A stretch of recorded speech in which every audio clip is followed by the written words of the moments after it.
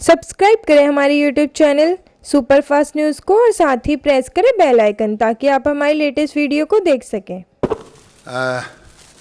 मैं सर्वप्रथम धन्यवाद दूंगा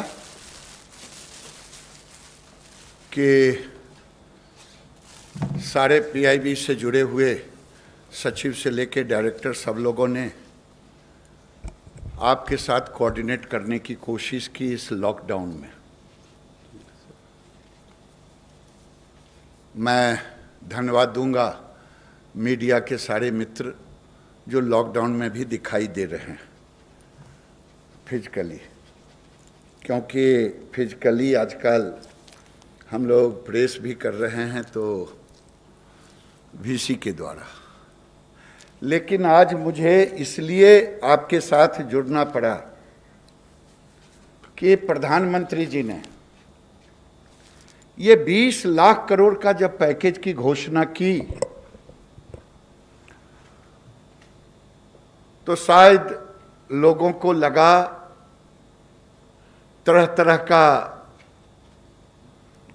और मेरा फर्ज बनता था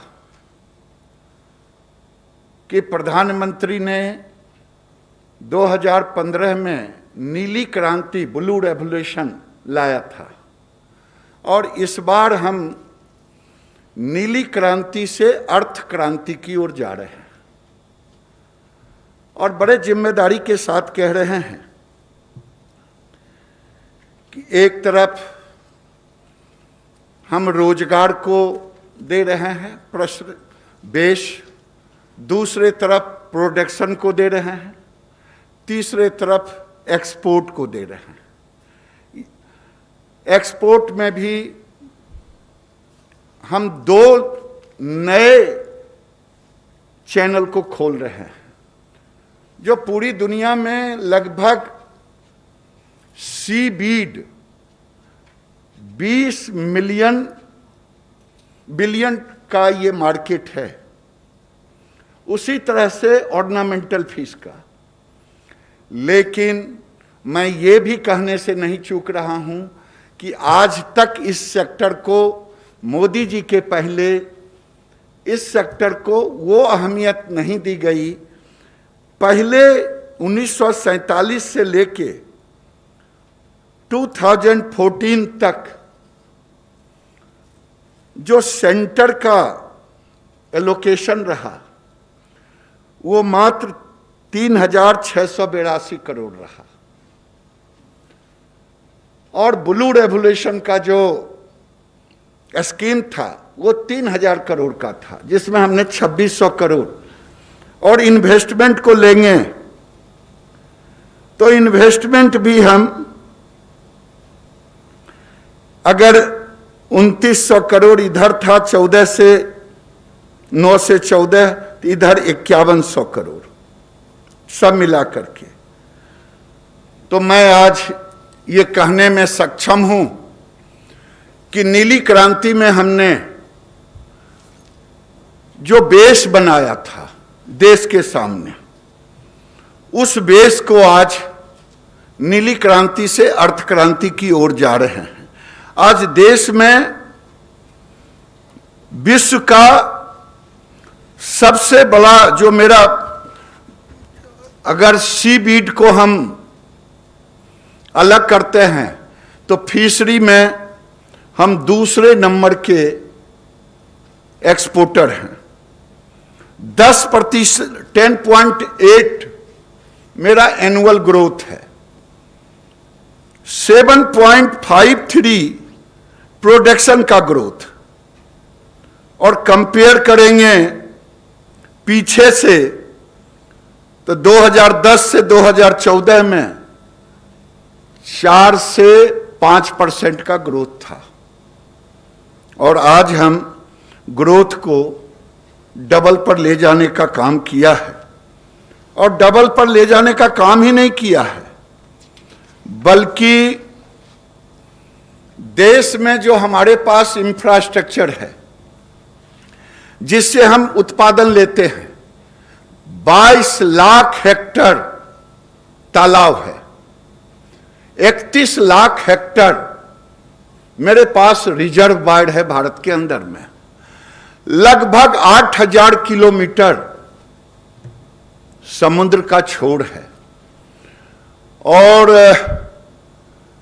12 लाख हेक्टेयर के लगभग 11.19 लाख ब्रैकिश वाटर है, जो समुद्र का छोर में ब्रैकिश वाटर, जिससे हम प्रॉन की खेती करते हैं। अभी तक देश में जो हमारा तालाब है, पहले 2.5 था ग्रोथ प्रोडक्शन प्रति हेक्टर, अब 3.3 पर हम हैं। अब इसे हम 5 टन प्रति हेक्टर ले जा रहे हैं, जो 22 लाख हेक्टर है। उसी तरह जो हमारा रिजर्वायर है, रिजर्वायर 31 लाख हेक्टर, उसका प्रोडक्शन 120 किलो है। हमने तय किया है कि उसमें टेक्नोलॉजी को हम लेंगे, टेक्नोलॉजी में केज कल्चर को। और जब मैं अपने सचिव और अधिकारियों के साथ, मित्रों के साथ बैठा था, तो 1 हेक्टर में हम 200 केज को, और जिससे आप एवरेज 4 टन, तो हम 120 केजी से उठा करके वहां तक ले जाने का 8000 केजी तक का है। हम उसमें पहले देखेंगे कि 15 से 20 मीटर पानी जिस जिस रिजर्वायर में है, उसको फर्स्ट फेज में करेंगे, धीरे धीरे उसको बढ़ाएंगे। हमने इस बार सबसे बड़ा भारत के अंदर में जो एक कमिटी है जो एसेस करता है कि समुद्र में 5 साल में कितना आप मछली मार सकते हैं, सस्टेनेबल फिशिंग कैचिंग कर सकते हैं, उसने कहा है 2024 तक हम 53 लाख यानी 5.3 मिलियन टन हम 46,000 करोड़ का एक्सपोर्ट कर रहे हैं। उसे सीधे बढ़ा करके 1 करोड़ तक ले जाना है। अभी अभी उड़ीसा और बंगाल में तूफान आया, हम टेक्नोलॉजी को ला रहे हैं। जो हम 20,000 करोड़ की बात कह रहे हैं, ये 20,000 करोड़ को 2 भागों में बांटा है, आप लोगों ने देखा होगा। 11,000 करोड़ प्रोडक्शन, प्रमोशन और 9,000 करोड़ केवल इंफ्रास्ट्रक्चर पर रखा है। इंफ्रास्ट्रक्चर में कोल्ड चेन से, प्रोसेसिंग से लेकर के डीप सी वेसल, अभी जो हमारे पास नाव हैं वो 3 तरह के। एक इंडिजिनस है, जो बेचारे 1-2 आदमी जाके सवेरे गए शाम में लौट आते हैं। दूसरा मोटराइज है, जो उसको कन्वर्ट किया है। तीसरा डीप सी वेसल, जो 15 मीटर से 25 मीटर तक है। रिस्क है, हम उस रिस्क को के साथ भी टेक्नोलॉजी को जोड़ने का प्लानिंग किया है, नेविगेशन से लेकर के। और ये भी किया है कि अभी तमिलनाडु सरकार को हमने 300 डीप सी वेसल दी है, लेकिन उसका भी एक क्लस्टर हम बनाएंगे। उसमें एक फैक्ट्री वेसल, जैसे अभी 10 से 12 दिन रह पाते हैं जब जाते हैं समुद्र में, तो जो वहां से पोस्ट हार्वेस्ट होता है 20 से 25% लॉस होता है। जब ये फैक्ट्री वेसल होगा तो वो लॉस भी कमेगा, 12 दिन के बदले 15 दिन 18 दिन तक वो, क्योंकि ये जो फैक्ट्री वेसल होगा इसमें तेल भी होगा, अन्य चीज होगा, जो उनके तेल कमेंगे, तो फैक्ट्री वेसल भी एक क्लस्टर रूप में रहेगा कितने बोट पर। तो हम टेक्नोलॉजी का भी सहारा ले रहे हैं, लेकिन हम दूसरे तरफ मछुआरों में जो रिस्क है वो रिस्क है कि जब समुद्र में जाते हैं मछली देखते देखते उन्हें पता नहीं चलता है कहाँ मछली है। ये इंफॉर्मेशन भी हम देंगे टेक्नोलॉजी से कि आप उधर नहीं इधर जाएं, मछली वहाँ मिलेगा। कभी कभी टेक्नोलॉजी इंफॉर्मेशन के अभाव में 200 माइल से बढ़ जाते हैं, जिसके कारण कभी पाकिस्तान के जेलों में, कभी लंका के जेलों में, कहीं अन्य जगह। तो हम उसके कारण उन्हें टेक्नोलॉजी भी दे रहे हैं तूफान, और इनसे हम 25% हमने तय किया है केज कल्चर करेंगे समुद्र के अंदर। अभी जो केज कल्चर हमने ट्रायल में की है उसका रिपोर्ट इतना अच्छा आया है कि जो कैच फीस का एवरेज रेट 80-100 से लेके 150 रुपये तक बहुत हाई रहा तो 200 गया। ये केज में जिसको हम एक्सपोर्ट करेंगे तो क्वालिटी फीस होगा मिनिमम 300 रुपये केजी। तो हम रिस्क को भी समुद्र में कम कर रहे हैं। दूसरे तरफ जो ब्रैकिश वाटर में हम प्राउन को उपज करते हैं, अभी 1.4 लाख हेक्टर मैक्सिमम है 3-4, जिसको हम ले जाएंगे 2 लाख हेक्टर तक। लेकिन एक अच्छी बात आपके सामने रखना चाह रहे हैं कि अभी तक भारत में जो एक्सपोर्ट का हब है वो समुद्र और समुद्र से जुड़े हुए खारे जलों के प्रोडक्ट को, हम उत्तर भारत को भी एक एक्सपोर्ट हब बनाएंगे। उसमें पहला हम पंजाब, हरियाणा, राजस्थान, पश्चिम उत्तर प्रदेश के उन भागों को जो लगभग 2.25 लाख हेक्टर जमीन है जो सलाइन वाटर है, इसमें हम एक तरफ प्राउन को बढ़ावा देंगे, दूसरे तरफ उस स्पेसीज को बढ़ावा देंगे जो स्पेसीज हम एक्सपोर्ट कर सकें। सीबास, तिलेपिया, पेंगेसियस, यानी हम दक्षिण और उत्तर, अभी तक एक्सपोर्ट का हब दक्षिण था, अब उत्तर भारत भी एक्सपोर्ट का हब होगा। हमें कई चुनौतियां हैं, उन चुनौतियों का सामना, क्योंकि हम टोटल उम्मीद कर रहे हैं कि 20,000 करोड़ ये और 25 से 30,000 करोड़ और हम इन्वेस्ट करेंगे, यानी 50,000 करोड़ फिशरी के सेक्टर में। 13,500 करोड़ हम वर्ल्ड बैंक से लगभग मैच्योर्ड हो गया है। उसी तरह से 7,500-8,000 करोड़ हमारा फिशरी इंफ्रास्ट्रक्चर डेवलपमेंट फंड है। तो अगर मैं जो 13,500 करोड़ है वो 25,000 से 30,000 करोड़ इन्वेस्टमेंट में जाएगा, और 8,000-10,000 यानी हमारा अगला टारगेट है 50,000 करोड़ इन्वेस्टमेंट का। और जिस टेक्नोलॉजी को हम साथ ले रहे हैं, टेक्नोलॉजी RAS टेक्नोलॉजी है, बायोफ्लॉक टेक्नोलॉजी है। अभी देश में आपको मैंने बताया कि 3.5 टन का प्रति हेक्टर एवरेज है। 24,000 हेक्टर हम 5 साल में ब्लू रेवोल्यूशन में नए तालाब देश में खुदवाने का काम किया है। आगे हमने टारगेट तो रखा है 31,000 हेक्टर का, लेकिन टेक्नोलॉजी को जब हम साथ लेंगे, क्योंकि भारत के अंदर आबादी बढ़ती जा रही है, जमीन श्रिंक कर रहा है, तो हमने टेक्नोलॉजी को इसलिए साथ लिया है कि अगर हम टेक्नोलॉजी लेते हैं तो जो 1 हेक्टर में हम उपज करते हैं वो उसके 20% भाग में, 10% भाग में RAS से हम उसका प्रोडक्शन ले पाएंगे। तो हमने टेक्नोलॉजी का भी सहारा लिया है, प्रोसेसिंग का भी लिया है, कोल्ड चेन का भी लिया है। जो भी टेक्नोलॉजी अपना सकते हैं हम उनमें लिया है।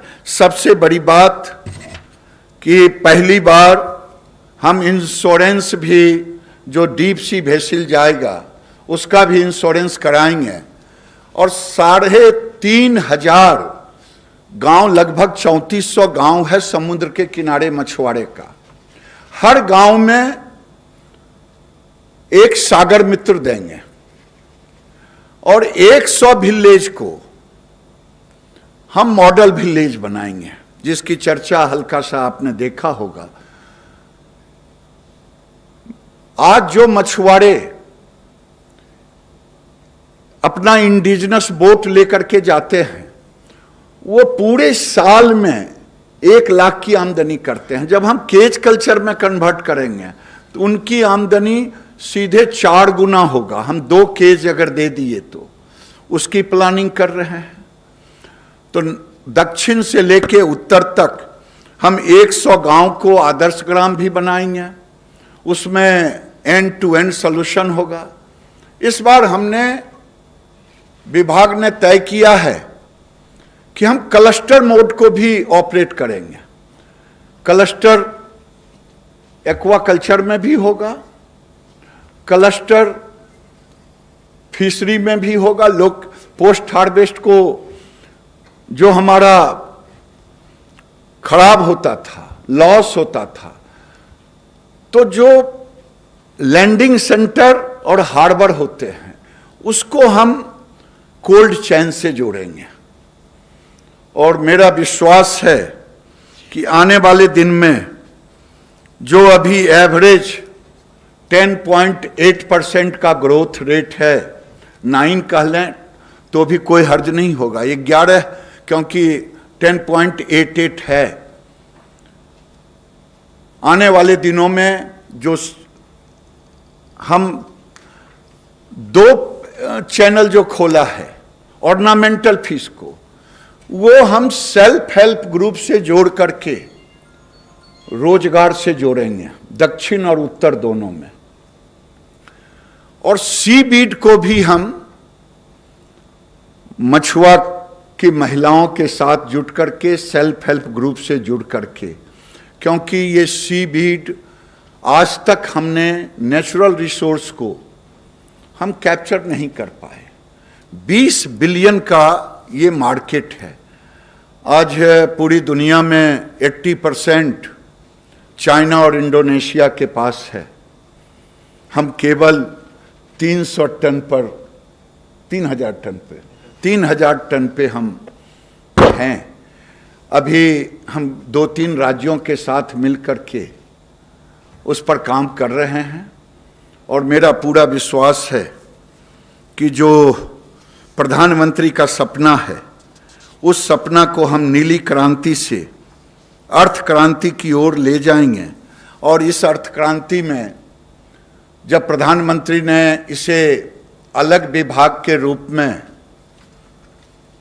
रखा, उस समय ही हम लोगों ने इस विजन को देखा था कि आने वाले दिनों में, अभी तो वैसे 55 लाख रोजगार का, लेकिन फिशरी सेक्टर में आपने देखा होगा जो प्रत्यक्ष और अप्रत्यक्ष दिखाई देता है, जो नहीं दिखाई देता है, वो बहुत बड़ा सेक्टर है।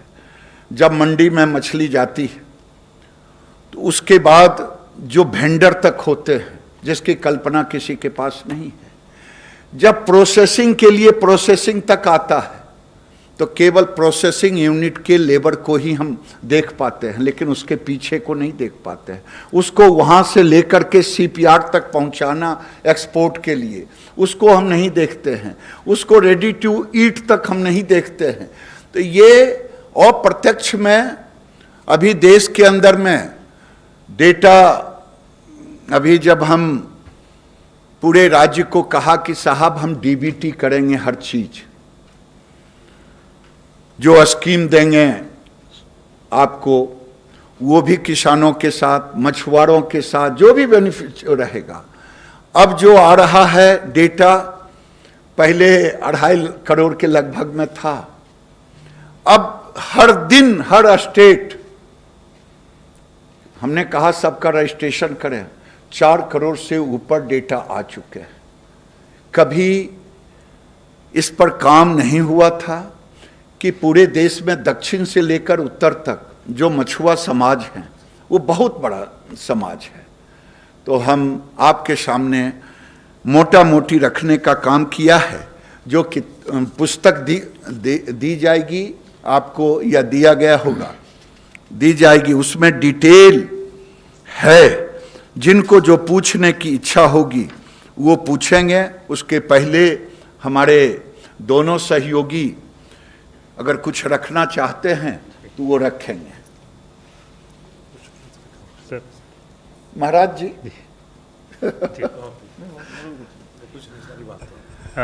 फ्रेंड्स, ऐसा है कि जो बुकलेट अभी रिलीज़ करी है उसकी कॉपीज डिस्ट्रीब्यूट भी करेंगे। सॉफ्ट कॉपी पीआईबी के वेबसाइट पे भी लगेगी। सॉफ्ट कॉपी हम आपको सर्कुलेट कर देंगे मेल में। जो अगर क्वेश्चन है किसी का तो मंत्री जी के लिए। Yes ma'am.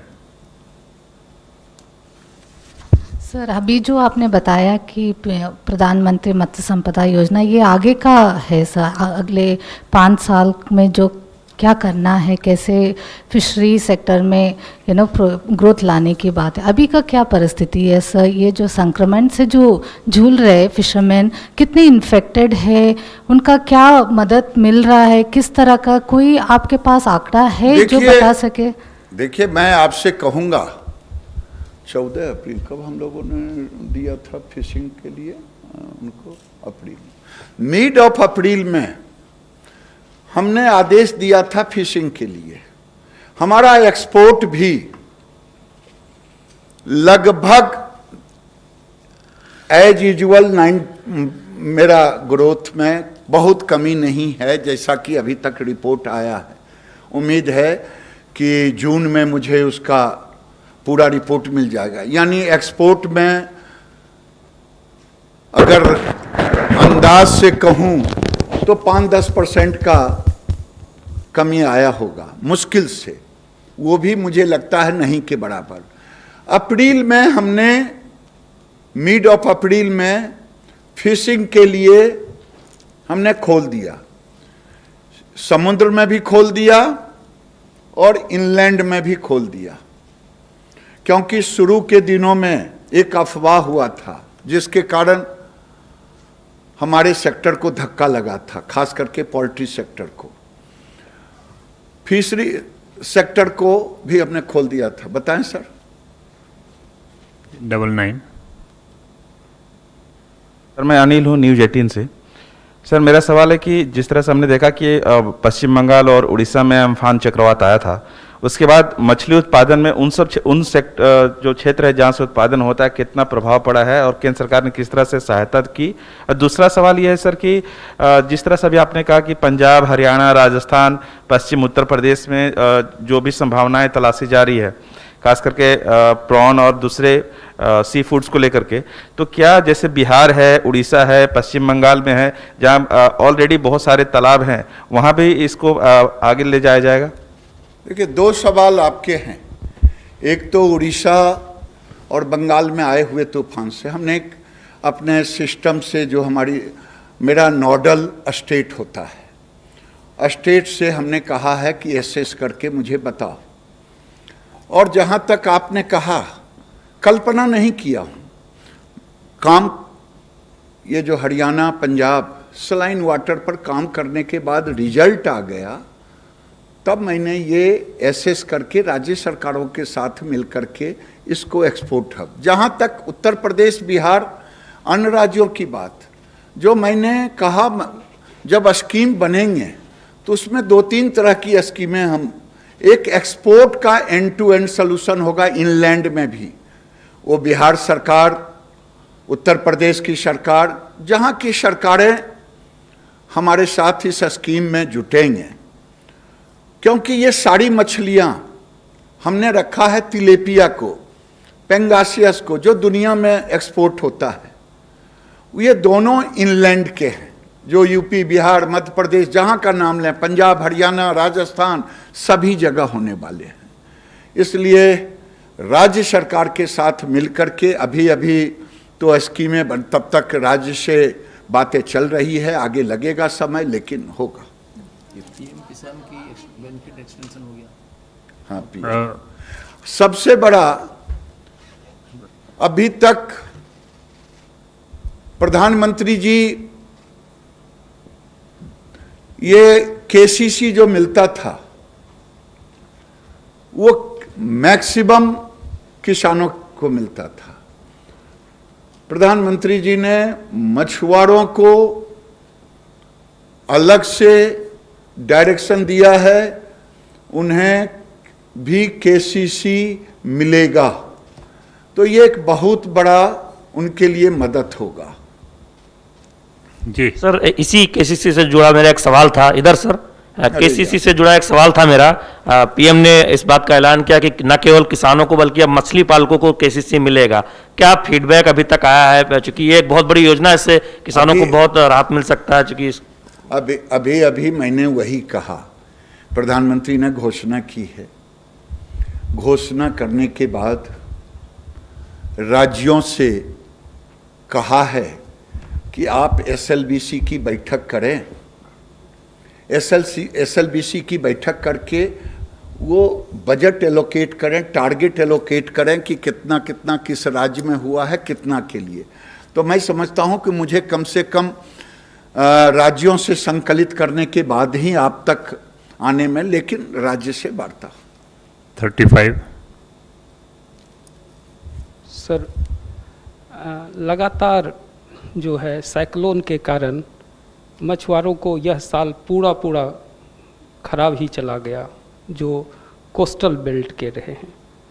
दूसरा, कोविड को लेकर जो है लॉकडाउन हो गया। उसके बाद ये फिशिंग बैन को लेकर भी उनका कहना है कि ये जो घटाया गया है, 47 दिन कर दिया है फिशिंग बैन, वो भी ठीक नहीं है, क्योंकि वो विभिन्न राज्यों के से सलाह करने के बाद वो तय किया गया था 61 दिन। तो इन दोनों सवालों पर पहला तो ये है कि मछुआरों को क्या डीबीटी के माध्यम से कुछ सहायता करने के बारे में सोचेगी सरकार, क्योंकि यह फंड जो है वो तो इंफ्रास्ट्रक्चर डेवलपमेंट के लिए है, प्रमोशन के लिए है, ब्रांडिंग के लिए है। देखिए, मेरा एक निवेदन होगा कि बैन पीरियड को हमने राज्यों के साथ मिलकर के ही, कई राज्यों का अब अलग अलग आया, तो उसके अनुसार से हमने निर्णय लिया है। और डीबीटी का जहां तक सवाल है, जो बैन पीरियड का पैसा जाएगा वो डीबीटी से ही जाएगा, और जो योजना का लाभ मिलेगा उसमें राज्य और केंद्र दोनों मिलकर के हम इसी मॉडल को अपनाएंगे। हम कोई, अब मोदी जी के नेतृत्व में जो काम हम कर रहे हैं, इसमें पारदर्शिता के साथ डीबीटी को ही लिया है। तो जो भी होगा, ये जिस चीज़ को आपने कहा, ये तो इंफ्रास्ट्रक्चर है। ये इंफ्रास्ट्रक्चर आप जब समुद्र के किनारे जाएंगे तब आपको पता चलेगा कि ये इंफ्रास्ट्रक्चर, जब वो मछलियां मार के लाते हैं, लैंडिंग सेंटर, हार्बर जहां नहीं होता है, 1 रुपये का माल वो 8 आने के बराबर हो जाता है। तो ये सब उन्हीं के लिए है। उसी दिन से, जिस दिन हम बाड़े हार्बर को 5 साल में अगर हमने कमीशन के तौर पे जा रहे हैं, 150 से ऊपर लैंडिंग सेंटर जा रहे हैं, तो ये उनसे पूछिए कि वो डीबीटी ही है उनके लिए, जिसको हर दिन वैल्यू एडेड प्राइस मिलता है। इंफ्रास्ट्रक्चर फिशरी के सेक्टर में